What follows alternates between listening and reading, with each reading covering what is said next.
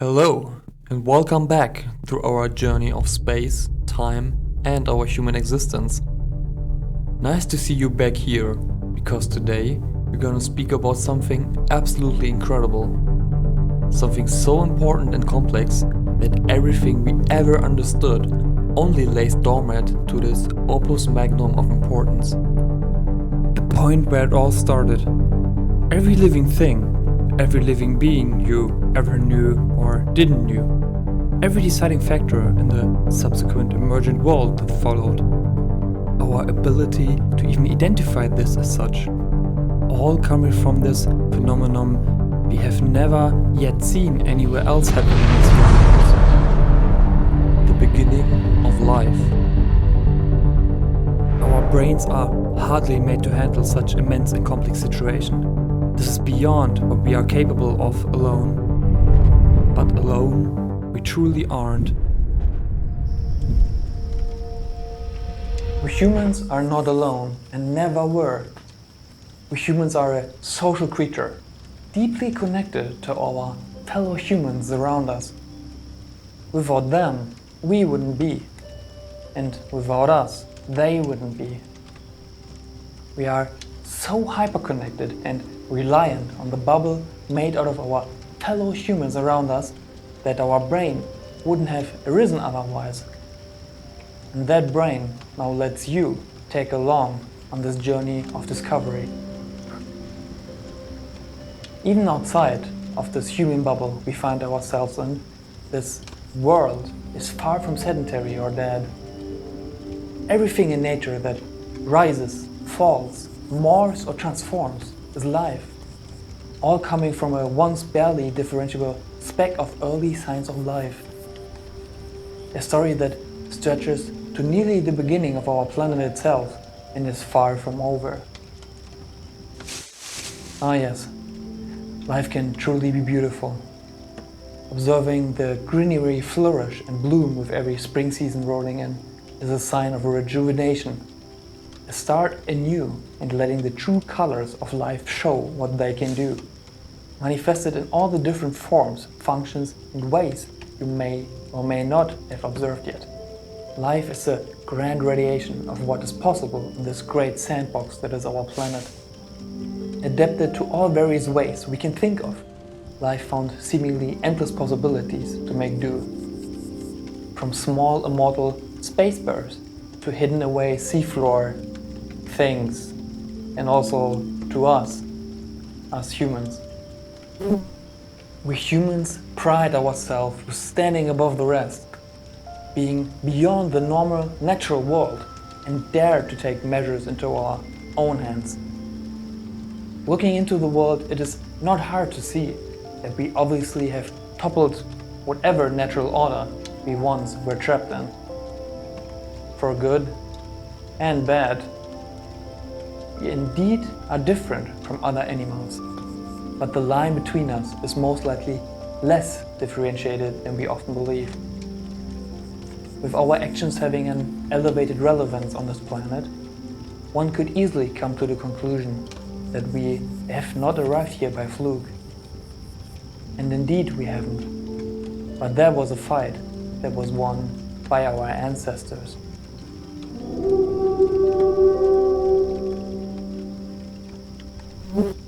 The universe as a guideline always was there, and easily a mind could think that us being so well adapted to this world, that someone or something had to put us here.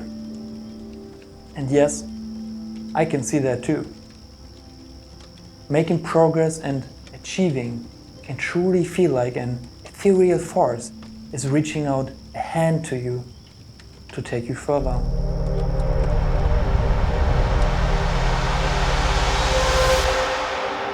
But I don't believe that we are put here. I believe that we are the continuation of the success story we have behind us, as the flow of life as we know it. I don't think we were put here by someone, but maybe that something could be the reason we are put, adapted to this ancestral home and ergo fitting for the environment this planet gave us. The universe itself is the designer and outside reason for us arriving here. So, why all this? Why is there something rather than nothing? Why is there life rather than what we observed in the cold outside universe? No life. Humankind thought long and hard about this already. From being a miniature character in a cosmic chess game played by someone who also seems to be human, to a thermodynamical inevitability. Some say life even arrived here from another planet, but that wouldn't answer the question of what would be the true beginning of life. Today we are here to find an answer to how life probably, maybe, came to be. And for that, I'm gonna recall myself on the works of a particular biologist, Nick Lane, and his book, The Vital Question. For me, in the current understanding I have, this book and the reasoning behind it came closest to what I also understood life does. I think he found the possible true beginnings of life, and because of that, I want to take you on the trip with me. Of course, it would be preposterous to only base our summary on one man and his works. But, you know, the science behind the beginning of life is only for the very well-versed. And I believe opening up the conversation this way could lead us closer to what actually is going on and actually be sure of that. But for that, we first have to get more people involved. There are quite a bit of scientific approaches to mastering this problem. But after reading the book, I came across something very peculiar, and that was his description of life as a flow. And this was why I am now choosing to rely on that book. I would like to say that I personally could debunk all the other theories myself, but I currently can't. So I am now making a decision to trust on what we will go through.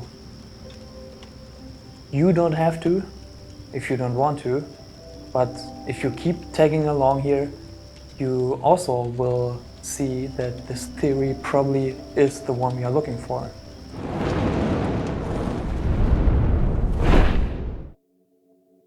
I know that I also tried to understand life at some point in my life.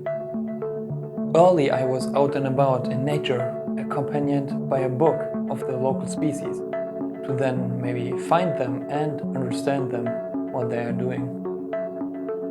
Crawling through the fields, sneaking through the bushes, and climbing on trees, you could find curious little creatures like the one you are yourself.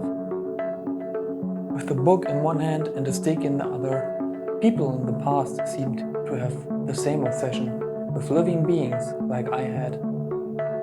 The shapes, sizes, and ways the other beings around us are obviously different from us.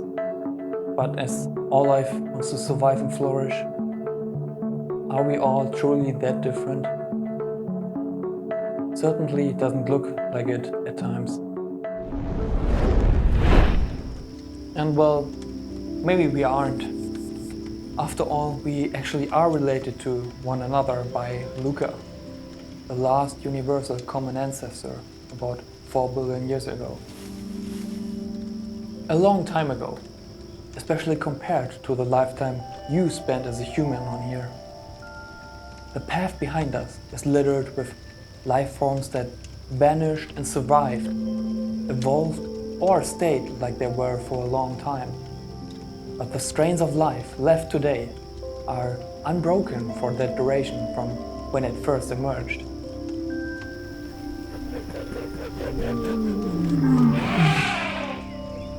Even with our planet teeming with life, it is the only planet we know of that harbors it.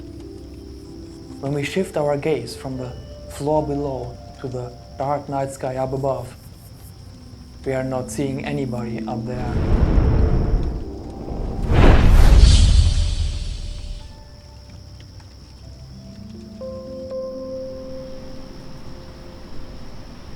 Not a Martian or a man on the moon waving back at us, but rather an uncountable amount of little lights. None seems to have something that we can identify as life.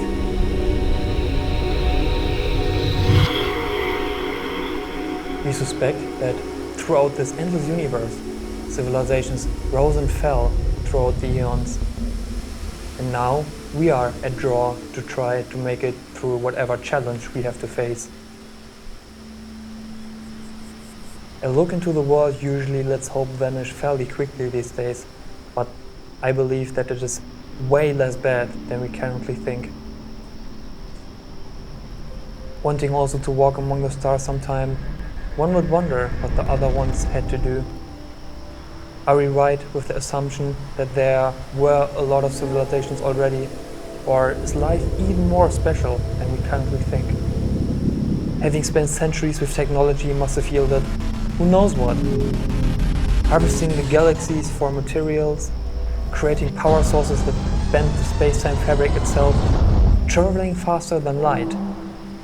Not that it would be possible, but with the treatment we currently show the other life forms living with us, this is hard to tell what actually holds true.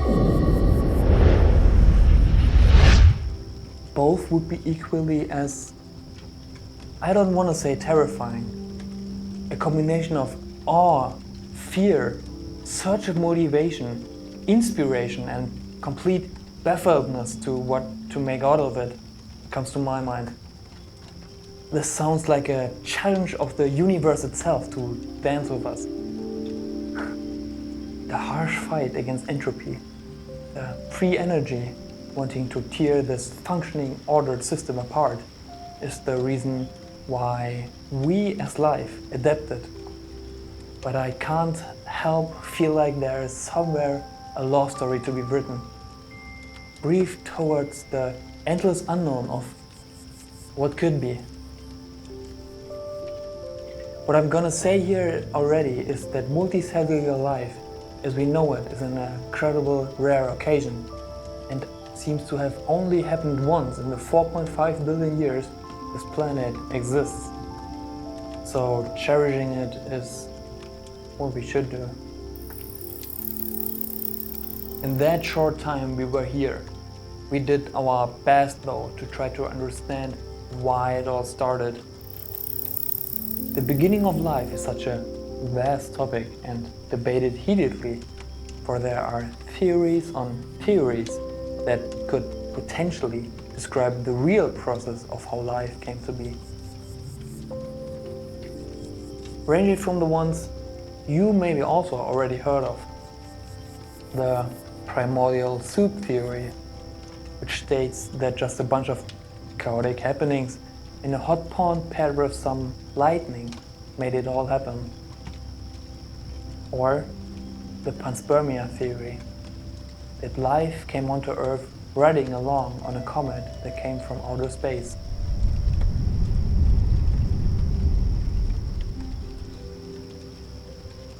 All have their merits, but from what I understood, always weren't good enough. What was good enough was the hot vents theory, where life arose deep down in the mineral-rich spewing volcanic vents of the oceans of the time. But still not exactly what we are looking for.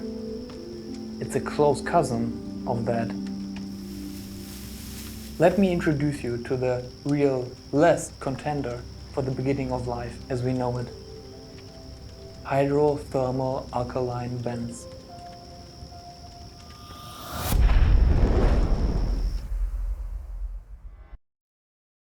At this time, the happenings on top of Earth's crust were very different from what we know today. Our planet and moon may or may not have started as a big space donut. It is an unbelievable complex task to actually trace back everything to its beginnings in our detective work for greatness. Because in the first 700 million years, Earth was bombarded with a rain of asteroids, which seemed to have brought water with them. The world soon was submerged in water, with a moderate climate. Welcome to Earth between 4.5 and 3.5 billion years ago. Rocky landscapes and a planet filled to the brim with water, with protruding structures of yet unknown origins. Up to tens of meters high, these ancient enigmas are what we are looking for. Black smokers, hydrothermal vents. In popular media, these seem to be the answer to our question, yet these are not the ones we are looking for. Look over there, in the bag. Can you see? Vents, but not only the black smoker ones. These are alkaline hydrothermal vents. The activity on Earth, on top of the crust itself, makes the evidence gathering rather difficult. Luckily, the mentioned moon is still around and was, more or less, not the ever-changing Earth we know to date. In the meantime that we managed to stay alive, we managed to reach the cyclic emerging neighbor again and brought back some interesting things. Unlike the Earth, whose active geology continuously turns over the crust, the pristine surface of the moon preserves evidence for this early bombardment in its craters. Starting off extremely shaky, we have our first piece of evidence in front of us. These are zircons. They were found in the rocks brought back from the Apollo mission. Tiny, super robust crystals that formed somewhere between 4.4 and 4 million years ago. They behave like tiny cages that trap the composition of chemical contaminants and ergo were a good representation of that environment early on. The chemistry of early zircons suggests that they were formed at relatively low temperatures and in the presence of water. Far from the image of a volcanic hell with oceans of boiling lava. Zircons also did lay the primordial atmosphere idea to rest, because they tell the story of an atmosphere that was dominated by oxidized gases emanated by volcanoes. The strength of evidence being rather light, we should dare to take some risks. The earliest known evidence for life also falls in the same category of wait, really? On some sites in Greenland, not direct evidence of life itself, but a non-random sorting of carbon atoms in graphite was found. Of course, there are two variations of stable carbon and the lighter one, carbon-12, is preferred by enzymes, which then has a tendency to accumulate organic matter. Geochemistry seemingly gives rise to biochemistry seamlessly, and a hiatus of a few million years began up to 3.2 billion years ago, where life started. Alright, I don't know what to do here. Certainly, without a good understanding of the realm we are now entering, this will be hard to follow. We also don't have time to flesh out every little detail here, but we do have to go over some critical points. I think it is vital for everyone to understand what life is doing. I will go over a few points that Nick discovered that will hopefully be enough for now, that will lay down a working framework. I advise anyone who is interested in this topic and wants to go further to read the book yourself. So, what is life doing? Life is a type of energy flow that is directed towards growth and reproduction, living, and it has to pay a price to keep this going. Look at the skies above. The lights show the way.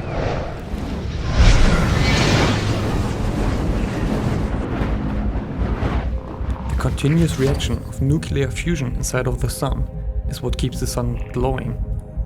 You need resources to keep this going, and in the meantime, while the stuff inside of the sun is happening, it disperses heat. Like when you and I go running, and our bodies heat up. The heat released makes the surrounding more disordered. When an ordered system, like our bodies or the sun, is doing stuff, it has to change its current state. This takes energy, and the leftover energy from that reaction has to go somewhere. We simply cool off after exercise. The sun gives off its rays. The intricate dance of existing and not existing through the flow of energy that originated where? You know, that is the problem with modern theories of what life is doing. There is nothing that actually animates early life building blocks to do anything. Throw some amino acids together, they maybe will attract each other, but nothing ever will happen after that. Just plain. Life is like flowing water. Imagine a river where the speed of water is incredibly quick, so it can take out a lot of things in its path. But on the other hand, imagine a wide desert where the speed and concentrated power of water is nearly non-existent. Life needs to be built on flow in a direction that then has the ability to transform into the emergent specs of life we know of to date. Chemistry is built on kinetics, what will form in a given amount of time, and thermodynamics, which will decide how stable something is in relation to that environment. Where was the concentrated point of energy flow here on the early Earth we discovered? The hydrothermal vents. Not the black smoker ones, because they are too destructive to start something as fragile as life, but the alkaline hydrothermal ones. Down at the bottom at the seafloor, about 4 billion years ago, the early beginnings of life started to form in alkaline hydrothermal vents. These vents arose because the seawater flowed over mantle rock, namely olivine, which is rich in minerals that then settled into the structure of these vents on the ocean floor. Because olivine is common in the Earth mantle, this reaction occurs largely on the seafloor, close to the tectonic spreading centers, where fresh mantle rock are exposed to ocean waters. Mantle rocks are rarely exposed directly. Water percolates down beneath the seafloor, sometimes to the depths of several kilometers, where it reacts with olivine. The warm, alkaline, hydrogen-rich fluids produced are more buoyant than the descending cold water, and bubble back up to the seafloor. There they cool, and react with the salts dissolved in the ocean, participating into large vents on the seafloor. Olivine is rich in ferrous iron and magnesium. The ferrous iron is oxidized by water to the rusty ferric oxide form. Of course. Look at them. Aren't they magnificent? Instead of spewing out whatever is bubbling underneath them back into the ocean, these vents are like a big sponge, riddled with labyrinth and pores down to millimeters thin. Micropores, the cool kids in science say. Alkaline hydrothermal vents provide exactly the conditions required for the origin of life. A high flux of carbon and energy that is physically channeled over inorganic catalysts and constrained in a way that allows the accumulation of high concentrations of organics. More smart people found out that the ocean water back then was a lot higher in carbon dioxide, up to 100 to 1,000 times higher than they are today. That made the ocean more acidic, with a pH of about 5 to 7. Why does it matter? Because the alkaline flow enriched with the minerals, mildly acidic ocean waters, and iron-sulfur cluster-bearing vents is what we are needing to make life. The flow through the alkaline hydrothermal vents, filled with hydroxide and hydrogen with a pH level of 10, along an inorganic semiconducting barrier lined with ferrous iron along the mildly acidic ocean water with carbon dioxide and hydrogen and the pH of 6, did just that. A natural proton gradient. That's what's up. You see, a Essentially all living cells power themselves through the flow of protons, positively charged hydrogen atoms, in what amounts to a kind of electricity, proticity, with protons in place of electrons. The energy we gain from burning food in respiration is used to pump protons across a membrane, forming a reservoir on one side of the membrane. The flow of protons back from the reservoir can be used to power work in the same way as a turbine in a hydroelectric dam. Pumping protons across a sealed membrane achieves two things. First, it generates a difference in charge, the outside being positive relative to the inside. That means there's an electrochemical potential difference across the membrane, in the order of 150 to 200 millivolts. Because the membrane is very thin, around 6 nanometers thick, this charge is extremely intense across a short distance, which basically is a lightning storm at this scale. Life as we know it is based on carbon, and specifically on partially reduced forms of carbon. An approximate formula for life is formaldehyde. Given the starting point of carbon dioxide, life must involve the transfer of electrons and protons from something like carbon dioxide and hydrogen. And all such transfers are redox chemistry. Partially reduced means that CO2 is not reduced completely to methane. A continuous reaction happening between two usually more stable states. Carbon differentiates itself from the other elements here because it can form 4 strong bonds, whereas metals and silicon are not as robust. Life across the universe most likely would arise only in similar, when not the same conditions. How did that happen in our ancestral vent home? Hydrogen and carbon dioxide were created in the vent somewhere through the semiconducting materials present. This wall coaxed hydrogen and carbon dioxide into reacting, where otherwise there wouldn't be a place to do that. Reduction potential and all that jazz, but we won't go into detail with that. In terms of stability, thermodynamics, hydrogen should react with carbon dioxide to form methane, something more stable than it was before. But in our case, it didn't. To do that, the conditions required include moderate temperatures and an absence of oxygen. If the temperature climbs too high, carbon dioxide is more stable than methane, so nothing happens. Likewise, if oxygen is present, it will react preferentially with hydrogen to form water, and also nothing happens. Under the right conditions, between 25 and 125 degrees Celsius, the formation of total cell biomass, amino acids, fatty acids, carbohydrates, nucleotides and so on, from hydrogen and carbon dioxide is actually exergenic. It releases heat and makes the surrounding more disorientated, meaning something more stable than it was before. This means that organic matter should form spontaneously from hydrogen and carbon dioxide under these conditions.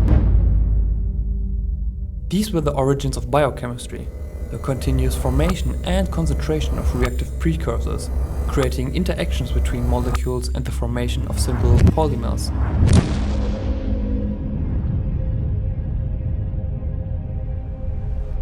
As the hydrothermal fluids mix and cool, the kinetic energy of the organic molecules falls and their freedom to dance around diminishes, which is what happens to the socks inside a blanket in the washer.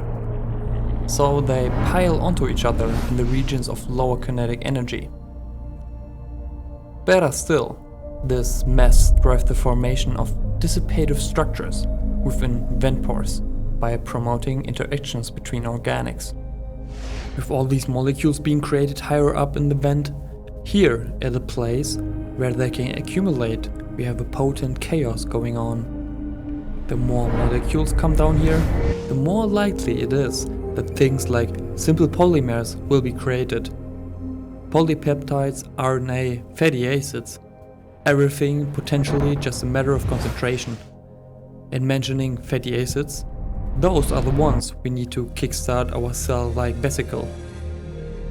You can see here that these phospholipids have a tail that doesn't like water and a head that does like water. The more phospholipids enter our arena, the higher the chance that they will find each other and stick to each other.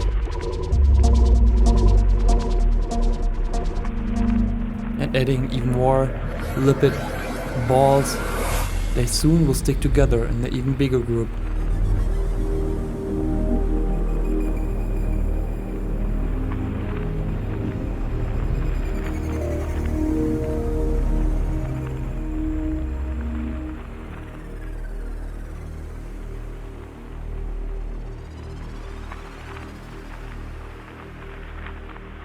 A cell-like vesicle is born.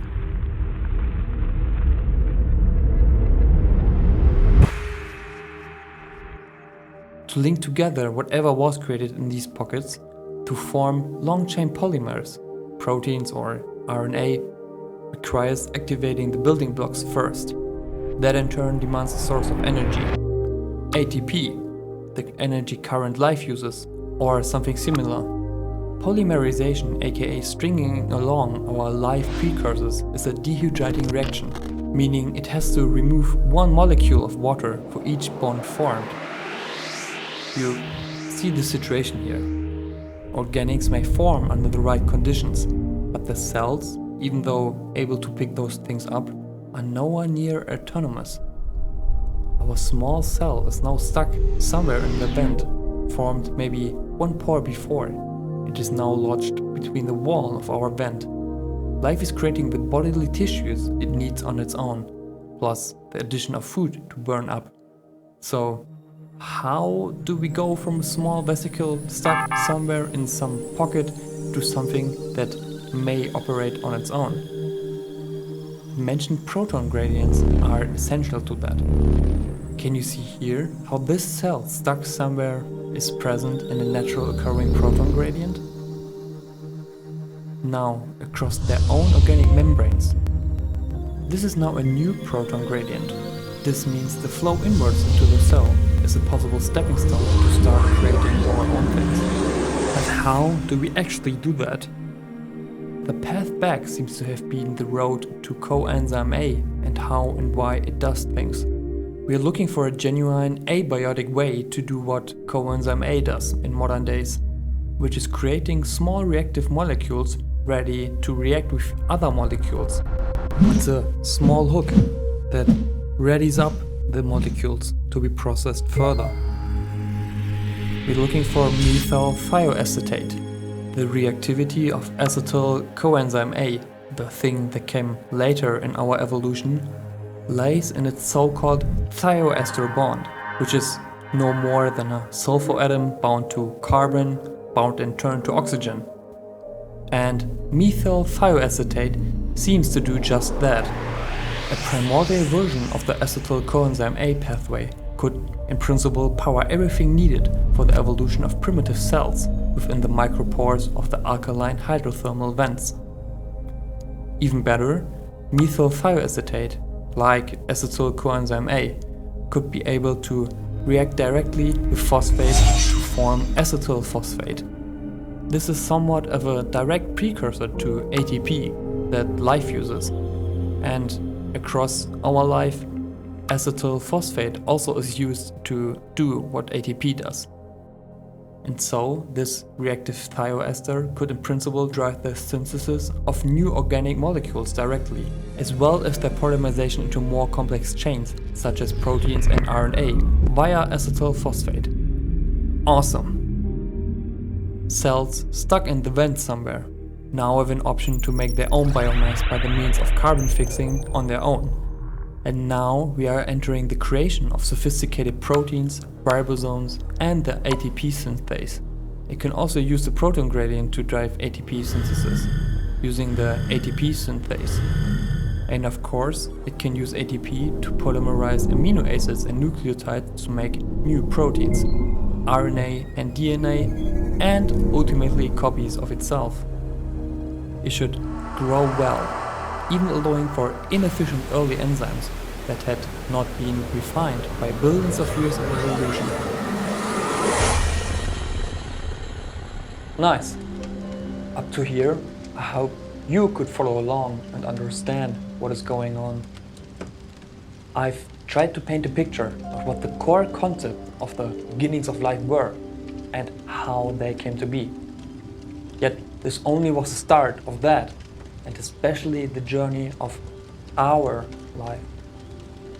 I want you to spare the hassle of learning even more biochemistry here. Even though this is, I personally think, incredibly interesting. Despite that the first cells were successful, we arrived at a scene where those cells are now stuck in the vent and are continuously fed with precursors, which are needed for even more complex building blocks of life. But we cannot leave this place, for that those cells are reliant on this big vent in the background. Nick, in his book, goes into the very details of how it is possible anyway to detach from that vent. It's a system that gets rid of those protons coming in, for that when our cell is filled with these positively charged hydrogen atoms, there will be no proton gradient anymore, and this would be equilibrium, and equilibrium is death. Life, it seems, found a protein that does get rid of this outbalancing proton and primed our cells to now create their stuff on their own, without being reliant on that vent. Look into the book if you want to learn more about this. But the essence here is that out of deterministic, logical, non-living matter, life bootstrapped itself to the now conscious something we pride ourselves of being. Once tiny specks of inorganic matter transformed through a long, long success story that now follows this video to its end. Thank you for watching.